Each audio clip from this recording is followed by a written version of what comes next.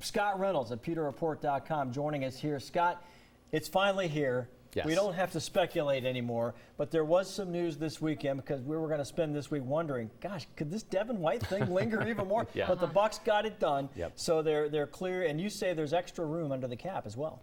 Yeah, with Devin White signing now, the Buccaneers have got about $3 million left under the salary cap. That should be enough to get them through the season. They're going to have to probably sign a player or two, depending on the injuries that happen this year. And if they need more than that, then they'll go to Ali Marpet, or a player who's under contract for a long time, and do a contract restructure to create some more salary cap space. From the rookies to the veterans, quarterback Jameis Winston in that 5th and final year of his contract. Is this a do or die year for him? Because I get this question all the time. What's going to happen with Jameis Winston? So what are your thoughts? Yeah, well, Jameis Winston now, he's got the quarterback whisperer in his back pocket, along with Byron Leftwich, a former Bucs quarterback who played with the Steelers as a backup, and also Jacksonville. He's the offensive coordinator and the play caller. He's the protege for Bruce Arians, and I think between he and Clyde Christensen and Bruce Arians, Jameis is in good hands. But the big thing to watch in not just training camp, but the preseason is the elimination of those turnovers. Those turnovers have been really the Achilles heel for Jameis. He's a guy that can throw for 300 yards and 4 touchdowns, but he's got to throw 0 picks or maybe only 1 per game. That's the magic number.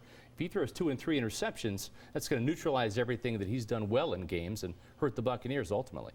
Let's talk about the running game, because there's 2 parts of this for me. One thing, we asked the offensive linemen all during the offseason program, how did things look, They said, we're just not going to know till we get the pads on in camp. All right, we're going to find out a little bit here in training camp. The other part of this are the running backs themselves. In a million years, back in January, did you think Peyton Barber was going to be leading the way to this run game? And do you think maybe the Bucs are on to something here by staying put? I'm not sure. I'm really not. I mean, when you look, it's Peyton Barber and everybody else. I mean, this is a backfield that really doesn't have a lot of gravitas, a lot of production outside of Andre Ellington, who was with Bruce Arians out in Arizona, but that was a couple years ago, and he didn't play football last year. His last year was in 2017 with Houston. I'm not sure he's a lock to make this roster, but if he does, he'll be in that Jacquizz Rodgers type of role that we saw under Dirk Cutter, where he was a veteran guy that can catch the ball out of the backfield. But they're really pinning a lot of their hopes on Ronald Jones, and of course Peyton Barber has to stay healthy. Yes. Peyton Barber's the only accomplished running back on this team, and if he goes down for any period of time, and he's in a contract year, he should have a big year, but there's not much experience after Peyton Barber, and that has me concerned. The offensive line has got to come through, and I think the problem wasn't so much the talent on the offensive line as it was the coaching with George Warhop. We're going to see now Harold Goodwin and Joe Gilbert, 2 new offensive line coaches come in, and I think there's enough talent there to move the ball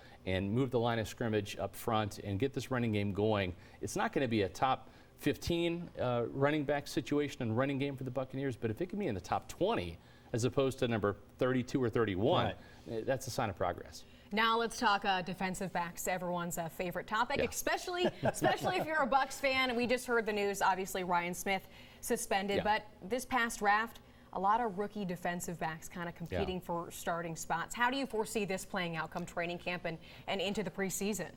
I still think Ryan Smith makes this team.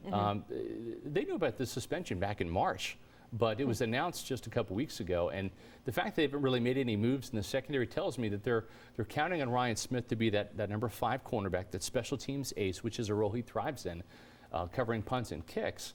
But really, you look at the top 4 guys. Vernon Hargreaves, the 2016 first-round pick, he's going to be counted on to start and have a big-time contract year. His 5th-year option was picked up for next year. That's not guaranteed.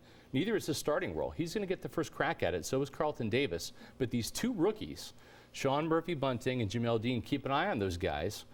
Both those guys can play. And I think that all 4 of these cornerbacks I just mentioned are perfect fits for this press man coverage that Todd Bowles likes to run with this 3-4 defense. The only problem is they're so young. If the pass rush doesn't get there, you hate to see Julio Jones or Michael Thomas get an extra second with those guys in coverage.